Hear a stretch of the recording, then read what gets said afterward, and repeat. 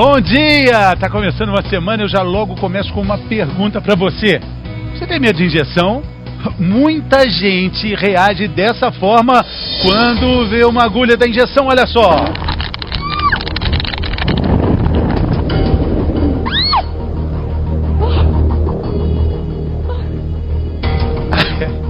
É mais ou menos assim. E não tem nada pior do que numa hora dessa você ouvir alguém dizer: não, fica tranquilo, vai ser rapidinho, não vai ter problema nenhum, não precisa ficar com medo. O problema é que às vezes o medo pode ser complicador, pode trazer outros problemas justamente pelo aspecto psicológico. Pode não passar rapidinho.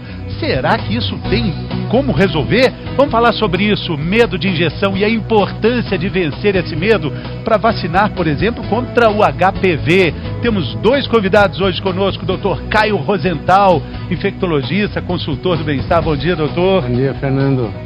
Temos a pediatra, a doutora Isabela Balalai, veio do Rio de Janeiro participar conosco.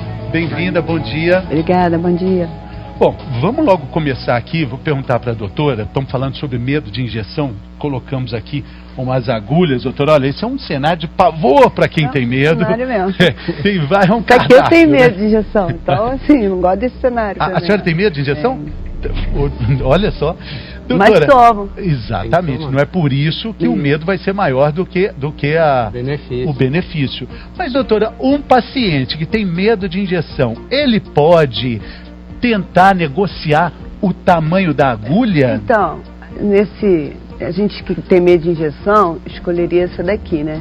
Ó, pequenininha. A pequenininha. Mas infelizmente não pode, porque o tamanho da agulha depende do que eu quero aplicar, na sua idade, na sua massa muscular, aonde eu vou aplicar. Então, assim, não dá para escolher. É padronizado, né? É padronizado. Padronizado, você não pode escolher a agulha. Infelizmente, a agulha tem a ver com a quantidade do medicamento e a espessura dela também, né? Não pode escolher a agulha, claro, também não vai poder escolher a quantidade de medicamento, mas assim, o que faz doer é a espessura desse líquido, a quantidade desse líquido e onde ele vai ser aplicado. Vacina, por exemplo, eu não gosto nem, todo mundo chama injeção de vacina. Vacina é muito diferente, vacina é 0,5 ml, é muito pouquinho, é muito rápido. E a maioria das pessoas que tem medo, inclusive eu, quando termina assim, acabou há muito tempo. Acabou há muito tempo. Bom, então a senhora falou de um assunto muito bom, que a gente vai falar muito sobre vacina e a importância de enfrentar esse medo que a gente não vai nem mais chamar de injeção, vai chamar de vacina. Pergunta que chegou agora é da Elisângela Rodrigues, doutor Caio, olha só, sou diabética, faço uso de insulina 2 vezes por dia, há 1 ano, mas não consigo lidar com a picadinha da agulha. Tem uma tática quase infalível para aliviar a dorzinha e o desconforto, que é usar gelo onde vou furar. Isso faz mal? Ou seja, ela tem que conviver com o furinho por causa dela ser diabética, né? Eu acho que é o contrário, eu acho que ela tem que relaxar. Se ela colocar gelo, vai até fazer uma reação aqui, de uma vasoconstrição, vai ficar talvez um pouquinho menos relaxado. Quem sabe dói mais. Agora, o gelo talvez ela possa usar algum tempo depois da aplicação. É igual quando você se machuca, você cai, você põe gelo depois. Agora, na hora da aplicação, eu não acho que é uma tática muito boa colocar gelo. Então, uma tática importante, uma dica do bem-estar, é usar o gelo depois, né, doutor Caio? E relaxar, né? Relaxa, porque dói muito menos. Se você relaxar para tomar a vacina e as injeções de modo geral, com certeza vai doer muito menos, porque está menos tenso aquele local. Muito bem. A gente viu na abertura, né, e na chamada de hoje também, a Mariana Panis gritando horrores num brinquedinho que tem uma queda livre de mais ou menos 10 segundos, que é mais ou menos o tempo que dura a picada de uma injeção.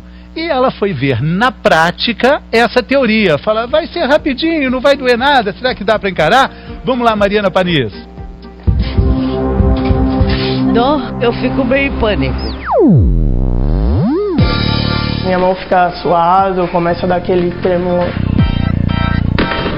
Medo de furar e não parar mais de sair sangue. Cada um define o pavor que tem da agulha de um jeito. Mas não é só em palavras que esse medo se manifesta, não.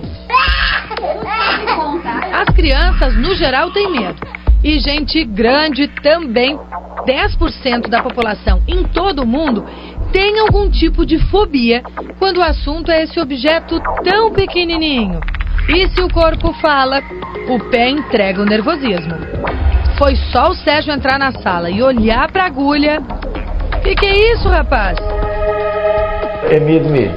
Me dá um negócio que eu me tremo, eu fico no estado de nervo, não sai nada certo. Tem pessoas que têm esse pânico, tem medo de coletar sangue, tem medo da agulha, o próprio cheiro, às vezes do ambiente. Pra Aline, a tortura já começa na sala de espera. É até meio vergonhoso uma pessoa, né, da minha idade ter medo de injeção de agulha, mas é o que passa.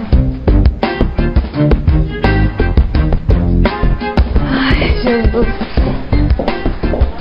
E uma coisa que sempre dá certo é quando a gente vai picar, a gente pede para a pessoa respirar profundamente. Ela se concentra no ato de respirar e desvia do ato de você colocar a agulha.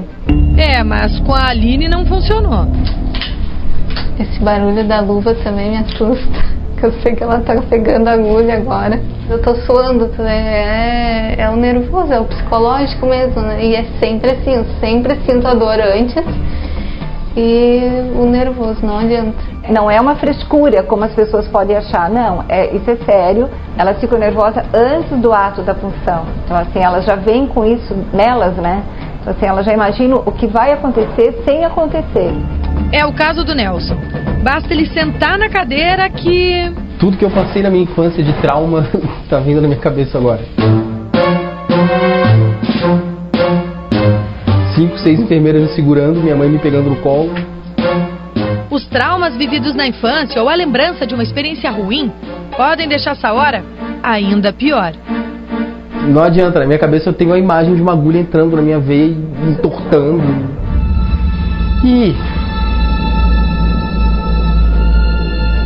Na verdade, eu não sei se é dor ou se é medo mesmo. É que tomar injeção é quase que nem medo de altura. Aqui a gente também começa a suar frio, o coração começa a acelerar, até a voz vai ficando diferente.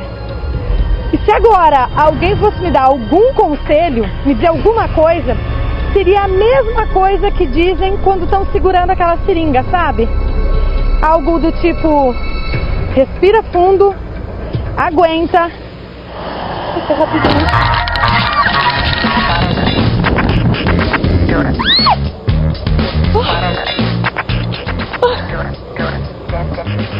Foi rápido, né?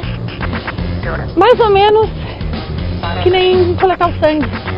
10 segundos. Deu medo, mas já foi. Eu despencando de uma altura de 100 metros. O Nelson com a agulha. Numa coisa, a gente concorda. São segundos? Segundos que demoram milênios para passar.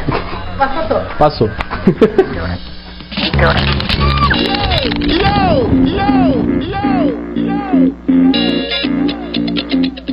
Parabéns, Nelson, pela sua coragem. Parabéns para Mariana Panis também, que a gente sabe, teve que gravar essa cena aí umas 5 vezes. Doutor Caio, haja coragem, parabéns, a reportagem ficou ótima. Agora, doutor Caio, ali, né, o Nelson falou que quando ele ouviu esse barulhinho, ele falou, ai, dói mais que a própria injeção, o sofrimento vem antes. Mas vamos explicar do benefício da vacina. A doutora Isabela falou, não pode nem chamar de injeção, é muito abençoada essa dose. Fernando, sabia que o maior benefício que a ciência já prestou para a humanidade foram as vacinas. Maior que todos os progressos da ciência foram as vacinas. E as vacinas são tão importantes que fazem aumentar a vida média das pessoas em 30 anos. 30 anos. Uma pessoa que é vacinada, que cumpre todo o calendário vacinal... Que dura 10 segundos a picadinha. Que dura nada, que não é nada frente ao benefício que ela traz. Uma pessoa que é vacinada completo, vacina o calendário. E a relação à outra que não vacina, essa que foi vacinada tem uma chance de viver 30 anos mais do que aquela que não foi vacinada. Bom, olha que espetáculo. Se faltava algum argumento, né, doutor Caio, de que agora 30 anos a mais na expectativa de vida. Tem uma pergunta da internet, muitas dúvidas, muitos medos, essa é da Bianca. Morro de medo da agulha, fico nervosa, trêmula, e sempre que tomo injeção eu tiro sangue e acabo desmaiando. Só de saber que vou tomar injeção já passo mal, é a dor que vem antes. Doutora Isabela, com as mulheres existe um cuidado especial. A senhora disse que na recepção da clínica, normalmente a senhora pode saber quem vai passar mal, quem vai desmaiar ou não. As mulheres têm mais chance de ter esse problema? Essa guerra dos sexos ainda não está concluída. A gente vê todos, mulheres e homens com medo. Eu brinco, diz que o homem tem mais medo do que mulher. E a gente percebe, na hora que está entrando, que está chegando, está na recepção, aquilo que a gente viu, né? Começa a suar, a pessoa vem com a mão assim, ela tem a cara de pânico, então a enfermagem tem que já saber atender esse paciente com medo de uma outra forma, porque ele pode desmaiar. O desmaio não vai matar. Às vezes ela até avisa, né? Eu costumo desmaiar, né? Às vezes até a gente pergunta, diz, não, tudo bem, não, essa pessoa tem que ser vacinada sentada. Então, adolescentes e adultos a gente nunca vacina em pé, sentado. E espera, se ela tem medo, espera um pouquinho, porque o desmaio não mata, mas andar, levar um tombo, bater com a cabeça, pode machucar. A gente tem aqui, doutora Isabela, uma demonstração, tem muita gente que às vezes chega e fala para o médico, eu prefiro tomar injeção no bumbum, eu prefiro nas nádegas, nos glúteos, porque tem mais músculo. Agora, essa também não é, segundo a doutora Isabela, uma prerrogativa de escolha do paciente, né, doutora? Infelizmente não, a gente tem que conseguir fazer direito, né? Então, glúteo, muita gente prefere, porque diz que dói menos e tal, porque tem muito tecido adiposo. A gente está vendo aqui a demonstração. Então, se esse 0,5 ml... Tecido adiposo é a gordura, né, doutora? É a gordura, isso. O que pode acontecer com muito tecido adiposo? A vacina se perde ali. A vacina precisa chegar no músculo para ela ser absorvida, entrar na corrente sanguínea, entrar na sua célula, enfim, gerar a resposta que a gente precisa. Então, o lugar ideal seria aqui na parte lateral do bumbum. No vasto lateral, isso, lateral da perna. É aí onde a gente vacina as crianças menores de 2 anos, porque elas têm pouco músculo deltoide. Agora, e no braço, doutora? Vamos ver aqui, vamos pedir o Rafinha para subir aqui melhor. A musculatura do braço, aí seria aqui nessa parte aqui? Isso, deltoide, para que você tenha o músculo escolhido para o adulto. Tá. Aí a gente está vendo que parece um vazio aqui. Aí a pessoa pode pensar, vai doer mais. Não, a maioria das pessoas, a maioria das vacinas, são musculares, né, intramusculares. Mas você tem poucas que são subcutâneas e é numa preguinha, não é no músculo. Sei. Mas no glúteo, nenhuma. No glúteo, nenhuma. Essa é uma nova recomendação, isso é relativamente recente, né? Relativamente. Inclusive vem em bula, se olharem a bula, vem lá, intramuscular profunda, não fazer no glúteo. Muito bem. Agora no próximo bloco a gente vai conhecer uma vacina poderosa que evita quase totalmente o câncer de colo de útero, o câncer anal, o câncer de garganta. 72% dos casos podem ser evitados com uma vacina contra o HIV. Mas infelizmente, HPV, mas infelizmente muita gente fica com receio de tomar a vacina. E melhor ainda, ela é de graça. Por que isso acontece? A gente fala sobre isso daqui a pouquinho, depois do intervalo. Um receio que as mães normalmente têm com relação a essa vacina contra o HPV. Quer dizer, um dos fatores, né, que preocupa, que atrapalha aí da mãe levar a menina ao posto é justamente o que a gente assistiu em Bertioga, que teve muita repercussão, tanto em televisão, jornais, etc., como na internet, né? O que houve? As meninas, não foi uma, e o que também acontece muito, se chama de reação de ansiedade pós-imunização, que pode gerar, assim, um número grande de adolescentes, não são só as meninas que desmaiam, etc. E a gente teve a situação de Bertioga em que 9 meninas relataram paralisia das pernas. E o que essa mãe provavelmente assistiu foi a gente dizendo que as meninas tinham ficado paralíticas depois de tomar a vacina. Você não ia ter medo? O que não foi verdade. Mas não foi isso que aconteceu. As meninas não inventaram, não fingiram, elas sentiram isso. Mas foram examinadas por neurologistas, psiquiatras, pediatras, enfim, principalmente a neurologia, fizeram todos os exames e nunca tiveram paralisia efetivamente. Passou a ansiedade, elas voltaram a andar e estão bem. Doutora, esse efeito de ansiedade, ele é normal, ele pode acontecer até com outros tipos de vacina. Tem um caso também quanto a vacinação contra o tétano, que também aconteceram casos de ansiedade e que normalmente ninguém falou mal da vacina contra o tétano, né? Na época deve ter gerado medo, quer dizer, com isso tudo acontecendo, a gente vai procurar na literatura esse caso de 1992, uma campanha contra o tétano e adolescentes e adultos desmaiando, né? A gente teve com vacina influenza, não no Brasil, mas em outros países, também relatado na literatura médica. Então isso é uma reação esperada, não grave, já que não deixa nenhuma sequela, nenhum problema de saúde real, que chama reação de ansiedade pós-vacinação. Deixa bem claro, isso é informação importante sobre saúde. A reação é com relação ao medo e a ansiedade que a vacina pode causar em quem vai tomar a vacina, né? E aí, Fernando, quando a gente fala de adolescentes, isso é uma coisa incrível. Aconteceu com o tétano, com a influenza, passa de um para o outro. Então isso é complicado, porque quando você olha, mas 9 meninas, 9 meninas. E não acontece na hora da vacinação. Acontece quando elas ficam sabendo da outra que desmaiou. E aí o medo vai só tomando proporções, vira uma bola de neve, né? Teve um caso aqui no Brasil, que a menina já tinha tomado a vacina há alguns dias. E quando ela assistiu na televisão a situação de Bertioga, ela sentiu as pernas paralisadas. Da mesma forma. Exatamente. Psicológico, efeito psicológico absurdo. Agora, a gente está aqui no ar, né, o Bem-Estar há quase 5 anos, em fevereiro a gente comemora 5 anos, e eu lembro muito do Dr. Caio falando que a conquista que foi para a saúde pública brasileira a vacina ter incluída no calendário, né, Dr. Caio? Essa vacina é uma vacina extremamente importante, né?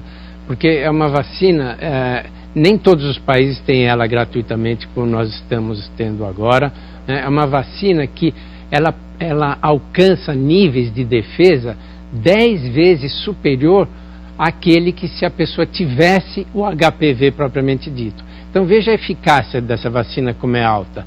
Ela produz 10 vezes mais anticorpo do que se a pessoa tivesse o HPV naturalmente. Então é uma vacina espetacular e gratuita. Isso é muito importante. Doutora, vamos ver aqui o vacinômetro, né, que são os números de pessoas vacinadas em 2014. Ela entrou no calendário em março de 2014. Vamos ver a evolução desses números aqui.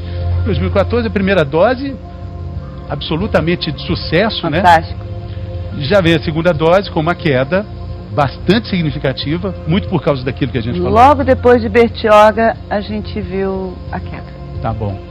E agora, em 2015, a primeira dose também, um índice quase metade, doutora. Qual a análise que a senhora faz desses números aí? Bom, ali na primeira dose, Fernando, tem 2 coisas importantes. A primeira, a gente foi até a escola. Na primeira dose, os municípios, a grande maioria, foi vacinar adolescentes na escola. A gente está preocupado com 60%, sem dúvida. A gente quer no mínimo 80%, se possível 100%. Mas os países que não vão às escolas têm 30% de cobertura em países ricos. Então, ter ido à escola foi uma das diferenças entre a primeira, a segunda de 2014 e a primeira de 2015. Na segunda, a gente teve a situação de Bertioga, que a gente que saiu na mídia, e esses 60%, qual é a preocupação maior? Esse 60% foi alcançado agora. Setembro de 2014 foi a época da segunda dose. E demorou muito para a gente chegar a 60%. A segunda dose, ela avança para 2015. Avança porque, como não é campanha, né, a gente estava conversando aqui... Não é uma campanha de vacinação contra o HPV. Ela é permanente, ela faz parte do calendário de oferta de vacina. Exatamente. Não deve atrasar, mas se atrasou, mesmo que você tenha tomado a primeira lá e não tomou a segunda até hoje, você vai tomar a segunda e vai entrar na estatística aqui. Então a gente tem que melhorar isso. A gente ainda pode melhorar esse vacinômetro da segunda dose. Aqui a primeira dose, bom, a segunda dose começou agora em setembro, a gente ainda não tem os dados. Então, não ir à escola para mim é um fator importante. Ter medo... A vacina não é feita, não é oferecida na escola. Não vacinar na escola é um fator importante internacionalmente. apontado como uma coisa importante. Segunda dose, ter caído, não ter ido à escola e ainda o medo, né? E a informação. Quem tem medo da sua filha ter câncer do colo do útero? Você conhece alguém? É muito maior esse medo do que o medo de qualquer outra coisa. Já viu uma mãe, estou preocupada se a minha filha vai ter câncer do colo do útero? E se a gente fala meningite, Fernando? Corre todo mundo. Aí vai todo mundo correndo. Porque conhece, porque tem a informação de que é uma doença grave. Doutora, a gente tem uma lista ali de doenças que o HPV pode provocar. Isso também vai ajudar muito na preocupação das mães com relação a essas futuras doses de vacinas. Vamos ver, doutor Caio, o senhor está no telão aí. Tem uma lista que a gente vai ver agora de doenças que são provocadas pelo HPV. Então, o genotipo do HPV está contido na vacina, o 16 e o 18.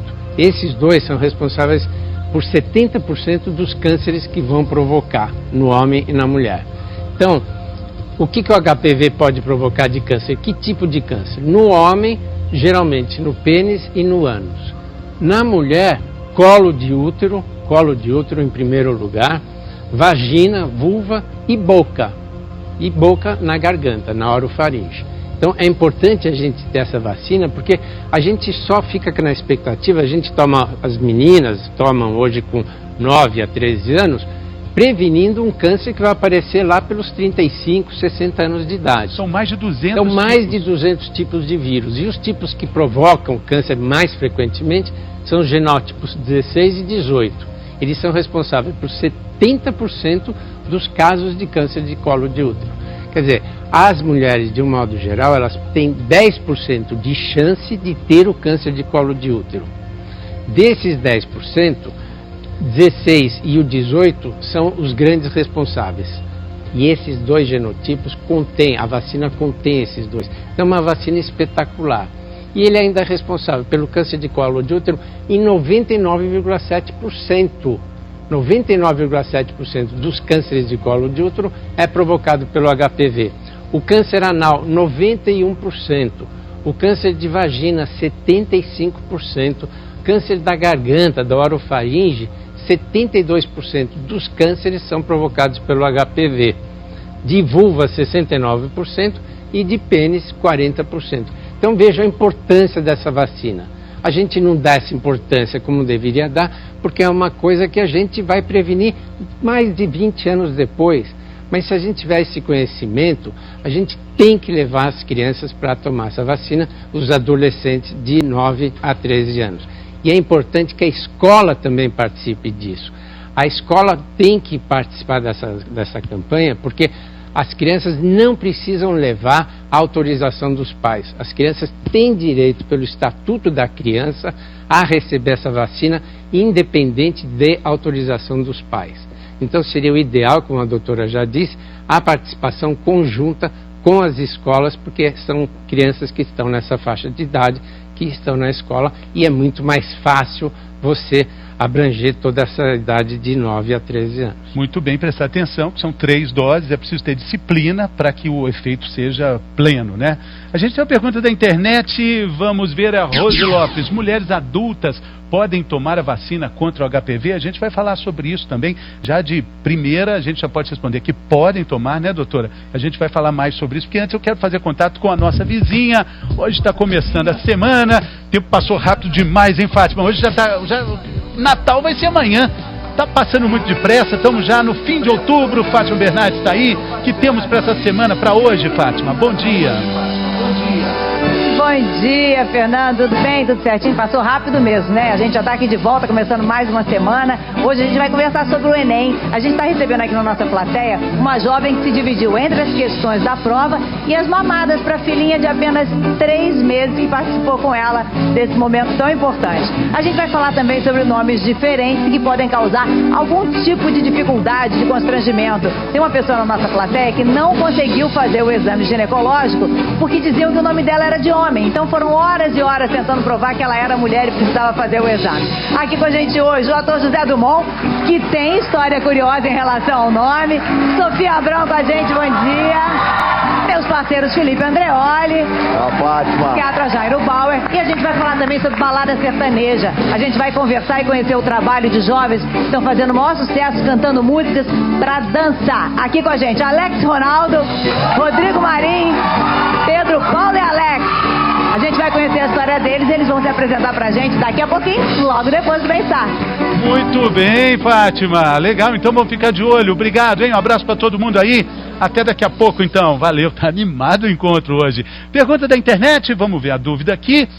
A Rose, mulheres adultas podem tomar vacina contra o HPV? Vamos falar sobre isso. E os homens, será que podem, precisam tomar também? Esse é o nosso próximo assunto. A gente volta daqui a pouco, depois do intervalo. Bom, pergunta da internet, lembra, antes do intervalo? Era a Rose, né? A Rose Lopes. Mulheres adultas podem tomar vacina contra o HPV? Tem muitas dúvidas com relação a isso. Até os homens também perguntando se seria o caso dos homens também usarem a vacina, doutora Isabela. Para então, Rose, o que a gente... Mulheres e homens adultos podem ser vacinados, está previsto em bula. Para as mulheres não há nem limitação de idade, faixa etária, quer dizer, não é essa limitação. E essas pessoas devem se vacinar, porque vacinar diminui o risco de reinfecção, quer dizer, pegar de novo, e de recorrência, quer dizer, tem gente que faz várias infecções na vida. Então tem benefício, sim. Claro que não é a prioridade, não é o benefício que a gente tem de evitar que essa mulher nunca tenha infecção, vacinando antes dela ter contato com o vírus. A gente tem mais uma dúvida, vamos ver essa pergunta aqui. Quem já tem HPV deve tomar vacina? A Anderlisa está perguntando. Lembrando, doutor Caio, que o HPV não é prevenido com o uso da camisinha, não, né? Não, a camisinha porque... não evita o HPV. Não. E a dúvida dela, quem já tem esse problema, essas verrugas na região genital? Então, a camisinha é muito importante para a gente prevenir outras doenças sexualmente transmissíveis. E até mesmo o HPV. Só que a camisinha não é 100% eficaz no caso do HPV. Agora, quanto à pessoa que já teve o HPV, ela deve vacinar de novo, se ela estiver naquela faixa de idade, ela deve vacinar de novo porque ela tem outros genótipos do vírus que podem ser prevenidos. Então ela tem um HPV por um determinado tipo, mas se ela tomar a vacina, ela vai ficar prevenida contra outros 3, ou eventualmente contra os outros 4, porque a gente não sabe qual HPV que ela está tendo. Então é importante sim você fazer a vacina para quem já teve. Lembrando que para as meninas menores de 15 anos, né, doutora Isabela, a vacina é de graça e a primeira dose, como a gente já falou aqui, muito importante, ela tem um índice muito grande, quase 100% no primeiro ano, baixou no segundo. A segunda dose, 6 meses depois, já caiu um pouco. Eu pus 2 bolinhas aqui. Mariana, faz falta. E a terceira dose, 5 anos depois. É preciso lembrar disso. 5 anos depois, tomar a terceira dose. É muito tempo para lembrar, mas é importante, não é, doutores? Mas vale dizer que com 2 doses, as meninas com menos de 14 anos estão protegidas. A terceira dose vai ser para um reforço, para proteger por mais tempo, enfim. Com 2 doses elas estão protegidas, desde que tenha, como você mostrou, 6 meses de intervalo entre elas. Mas vale dizer que para as meninas mais velhas, né, com mais de 14 anos, aí as 3 doses têm que ser tomadas em 6 meses. Muito importante. Gente, muito obrigado pela companhia, começando a semana. Uma ótima semana para vocês, doutores. Muito obrigado também pela companhia. Amanhã nós estamos de volta. Fique agora com a turma boa do encontro, a Fátima. Amanhã a gente volta. Saúde!